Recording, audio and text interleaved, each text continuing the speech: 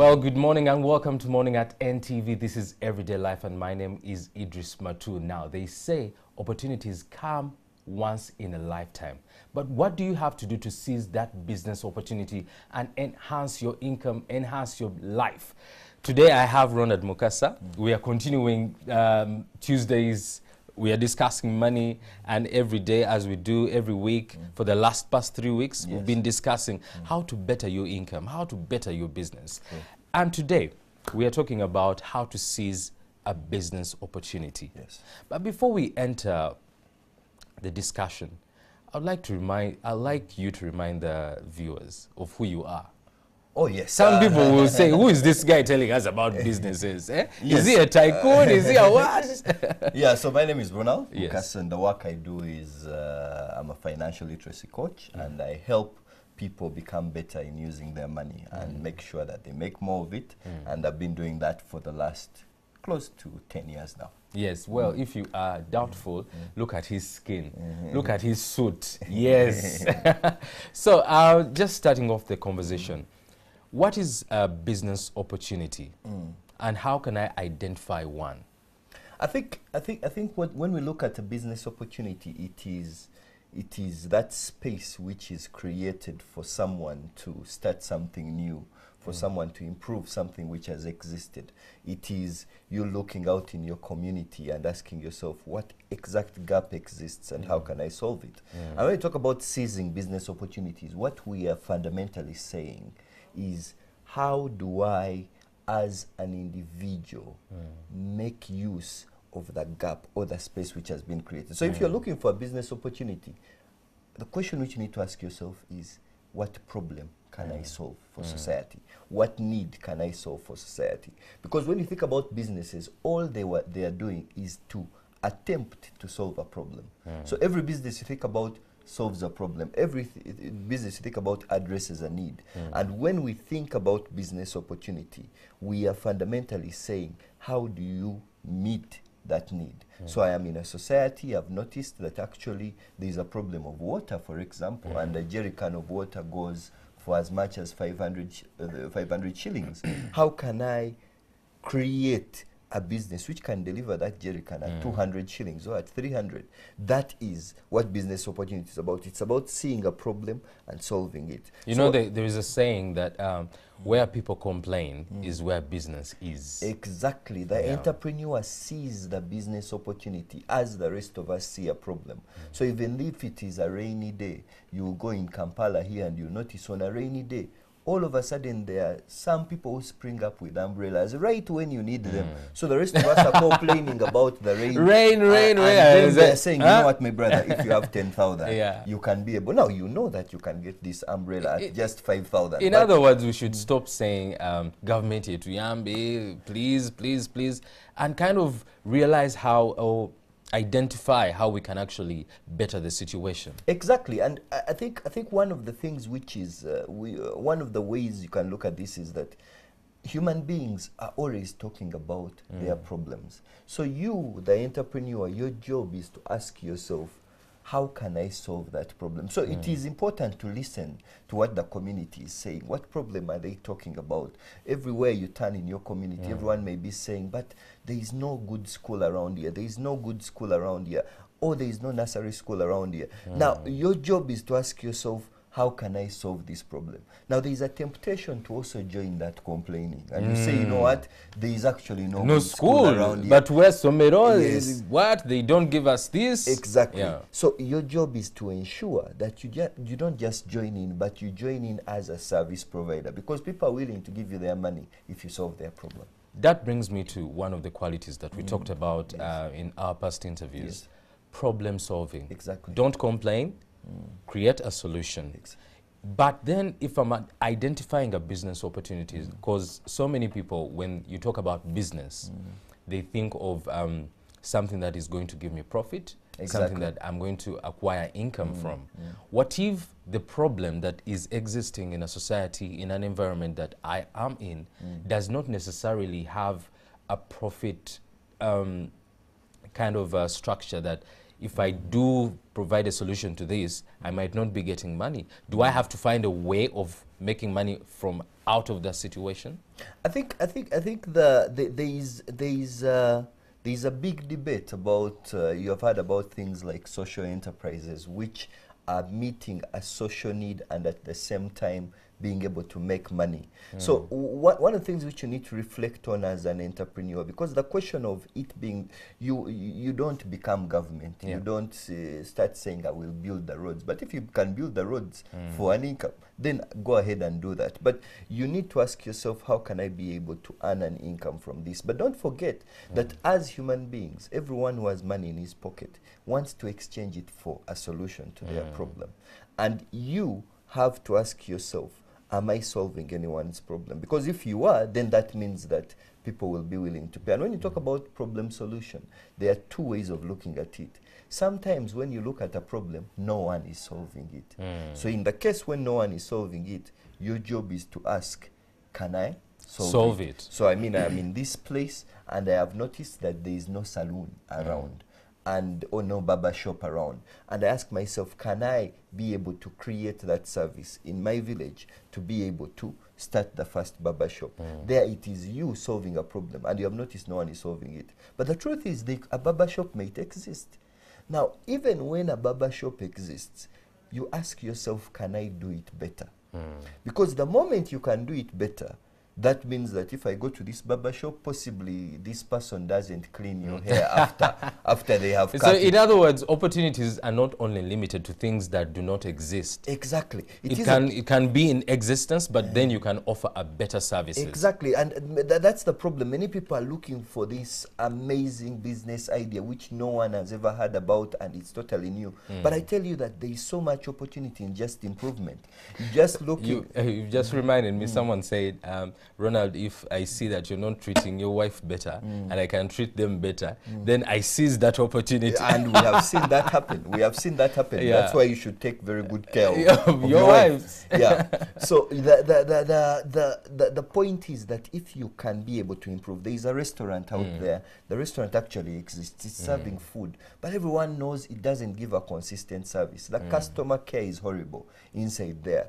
Your job is to say, can I create a restaurant right next to that one, which just gives better service? And you've noticed, if you observe, so many businesses have been created right next to the restaurant, another one is created, and all the customers migrate. And as the customers migrate, the other one also improves his service. So the point is that some opportunities are seated in just improvement. Sometimes don't look so far. Yeah. That thing which you complain about, that service which you complain about, you keep calling someone, let's say, to clear your compound and to mow your compound, and he never arrives on time. He is always late.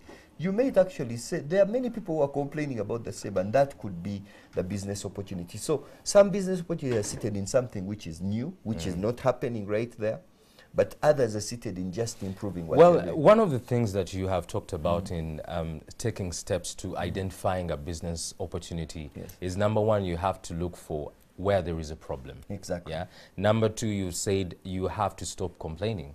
You don't have to be part of the complainants. Exactly. And number three is also identifying what you can do better. Exactly. But that brings me to a question and a concern so many people have, that when they see in a community there are, let's say, 5 shops that are selling clothes or 5 barber shops, they feel like, there are already 5 barber shops. Why should I do a 6th, you know?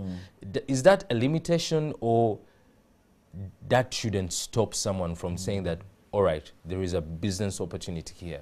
Yeah, I imagine if such a mindset was taken by Nassau Road, for example. Imagine there were some 5 stationery shops in Nassau Road 30 years ago, and now they kept expanding. Now what happens is that when someone comes and does something better, it doesn't just benefit the new business, it even benefits the existing one. The existing one now needs to up their game. If you haven't been serving a bit of fruit with your meal, the fact that the restaurant next door serves a bit of fruit, you also have to up your game. And as you up your game, the entire business environment goes up. Now you will find that you go to the entire Uganda and NASA Road, they will tell you if you want to do printing work, you need to go to what? The reason is that they have kept on challenging themselves. So the fact that someone has opened a similar business to yours right next to yours shouldn't cause you to say that how would he do such a thing? He was even my employee, now he has opened. You have to ask yourself, what is that person doing better, and can I do the same? Now customers will keep flocking to the place. There are places in the world where they go for just, I'm told you, there are places in China where you go and they'll make your suit in less than 2 hours. Really? And people are coming from all over the world because that community has raised their game. So one of the things which you have to look at, especially when you think about competition, someone is doing a similar business, is how can we improve together? Now, the problem is many times people focus a lot on how would they do such a thing. This might even be witchcraft. You kind of put all these reasons in context and you miss the point. You miss, you ask, what is that person actually doing better? And if I can also do it better, I can keep in the game. And as you compete with each other, you keep on improving the quality. So we want one day to say that if this place has said that they're into agro inputs, they are the best agro input dealers in East Africa. And I think one of the parasites to good business is people failing to understand that there is good competition. Exactly. You've mentioned about witchcraft. So many people in Uganda and probably West Africa where witchcraft is on a rampant. Whenever someone is doing something better than you, you start thinking, they're using something. They're And using you a say, supernatural. who have they been talking to? Animal logo, Yes. what? You know, I think we need to start thinking positively and say that actually this person might be doing something that I'm not. Exactly. And how can I upgrade myself and maybe compete? Exactly. Yeah. And if you have just joined us, we are talking about business. Every Tuesday, we get to discuss money. We said we promised you that this year, every Tuesday, we shall be discussing money and trying to find ways on how you can better your life, better your income earnings this year. Now, today we are saying seize the opportunity. How do you seize a business opportunity when you see one? And we have just talked about how to identify a business opportunity. And now I go back to you, Mr. Ronald. How do I prepare? After I have identified the business opportunity, I know this is what I want to do. I want to open up, let's say, a barber shop. How do I prepare for the business? Now, I think when you think about a business opportunity, there is a place for you identifying it, saying the opportunity exists, but there is a place for understanding that opportunity, being able to clearly understand what are the details of this business, what kind of capital requirements do I need, which kind of people do I need, which kind of people can help me succeed in this business, which kind of processes do I need to deal with, which kind of legislation, which kind of laws do I need to ensure that I have complied with. Now, all these are important to do as you prepare for the business. Now, it shouldn't be that you spend your whole life preparing for the business, but you should actually take some time. Now, one of the problems which we have is that you go, we meet over a cup of tea, and you tell me about how well you are doing in chicken, and the next day I have converted my garage into a chicken house. Now, I need to ask a bit more. What kind of drugs? Where do you get them? Yeah. Oh, you need to ask. Okay. And I think that's one of the things that fail businesses, that I excite you, business, say, there's money in this, there is money in that, and then tomorrow I get all my savings, invest in a business that I have not prepared for. Exactly. So you talk about preparing, I have to know the laws, I have to know the capital, I have to know the people, the processes. Yes. But again, how long should it take me? I think I think the discussion of how long is a factor of which business you are going to go into. If someone is investing in a business of building a dam, he wants to make sure that he has done all the feasibility studies way before he actually invests his money. But you possibly, if you are trying starting a mobile money shop, you possibly did not need to research for the next 15 years about how to start a mobile money shop. So you possibly need a bit less time. But what is fundamental is making sure that you have asked yourself the questions. Because if a business is failing on paper, chances are it can fail in real life. In practice. So you'll find that what kind of projections have you made? You are saying that I expect that in my barber shop I will have 100 customers every day. But the village on which you live, they are just possibly less than 50 families. In other words, you also need to identify who is going to consume your business. Who are the customers, and define them clearly. Yeah. You test a bit. You ask your friends, are you going to come? And they'll tell you, know what, my friend, you're starting a school, but the truth is, I can't risk my son with you. So you are sure that which kind of people are you going to talk to? Because when I look at the place where you're starting the school, it has no fence. It is the walls are falling. I don't think that I want my son to study in such a school. No, now that is you trying to kind of test the waters. Now this process is one of the places where we are very weak as African. The process of planning is a place where we want things to happen there and then. And especially you find that many Ugandan businesses are strong on taking. They will run in there and they will start and they will move. So on the part of risk taking, they are quick to take the risk, but there is a place for making sure that you are doing sufficient planning, seeking for information, talking to other people. No, in other words, we shouldn't just jump into the risk of saying, let me start and see where it takes me. Exactly. You need to have a clear picture of where do I want to go and what do I want. And that brings me to the question. You've said you need, as I prepare, I need to make sure I have the money, I have the resources, I have the people, and you know, these all go under capital. Yes. Because capital is not only money, but also the resources and people who will be working in a business. What if I don't have capital? And what do I do? I think that's one of the most common arguments. When you think about capital, many people are saying the capital is just not there. But I think when you're starting a business, you have to clearly state where you want to go, but you also you have to start where you are. It is about asking yourself, how can I start in the environment I'm in? I mean, we talked about a restaurant. Yes, you want to have a good restaurant out there, but you might start your business by just packing fruits, and it is the resources which you have are sufficient. But also when we think about capital, many times we look at it as money. You know that many banks will not go out to invest in a startup. They want to find when you have moved, and then they push you. So usually it is your savings which you can start with. But also you need to look at your networks. Sometimes the inputs which you need, you can actually get them out of your networks. You can talk to an uncle, you can talk to a friend, and the friend says, I know someone who can give you these inputs on credit. And that's where the problem comes. So the person comes, he trusts you, he says you're starting out, you say, what do I want to start? He says, I want to start a popcorn stand.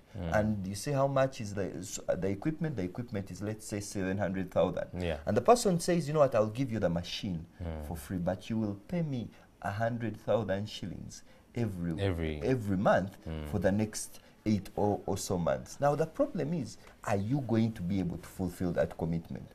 Because many times after they have offered you the machine, you forget about them, and that's where the problem comes, and you destroy the trust. That brings me to a question of, last time we talked about how it's not good to take loans when we were discussing loans. Exactly. And a bank like DFCU, could they be offering a loan to a startup business?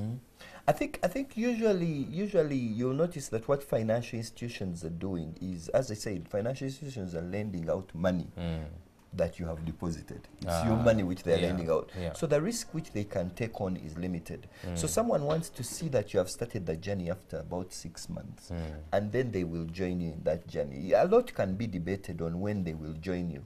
But at the heart of it, I think as someone who is starting out, you want to make sure that the first money you put at risk is yours, not that of another institution. It's actually better for you because then you understand, and assuming it doesn't go well, at least the risk which the exposure which you have has been for that. You know, usually when we are thinking of ideas, business ideas, we want things that are unique. Because every person you meet, they are saying, what's new? Kapiachi. You know, they are looking out for new things. Now, if I have my unique idea, how do I protect it? Because some people think they are the only people who have ideas. And others say, no, there is nothing new under the sun. So if I have an idea which I feel is special, how do I protect it? I think there are 2 points. I want to go back a bit to where you started, a unique idea. And I think all of us want to possibly start a business like Facebook. Brilliant, changes the world. But the truth is that the majority of people are going to start simple businesses which have actually existed for a long period of time, solving simple problems. Simple problems. The way I want you to think about innovation is that place of improvement. It is asking yourself, how can this situation be done in a simpler way? I want to think about digital now. I mean, if you lived in this if you lived about 20 years ago, every camera had a film, and that was the camera. But now all cameras are digital. That means the improvement in the way a picture is taken created a business opportunity, made it simple. Everyone can take a picture now. So when you're looking at your business idea, it is about innovation should be taken in the context of how can you improve even the existing things which are happening. And sometimes it's better you pick a low-hanging fruit before you look for that exotic idea that you might not actually be able to... Exactly, yeah, but look for one which can be able to start and solve a problem of the community you have, the people around you. Well, our discussion is about to end right now because we have run out of time, but what we are saying to you is that whenever you identify an idea, a business opportunity, seize it. Start now, don't wait preparing for 10 years. You wait, and it will never come to be a fruitful idea. Well, you can continue our conversation on our website, which is www.ntv.co.ug, or our social media pages on Morning at NTV and NTV Uganda, that is Facebook and Twitter. Or you can follow me up on Idris Matu, that is EDRISMATU, and tell me what you want to learn from the morning show and everyday life. Now, next up is Mwasuze Mtia. Have a very good morning.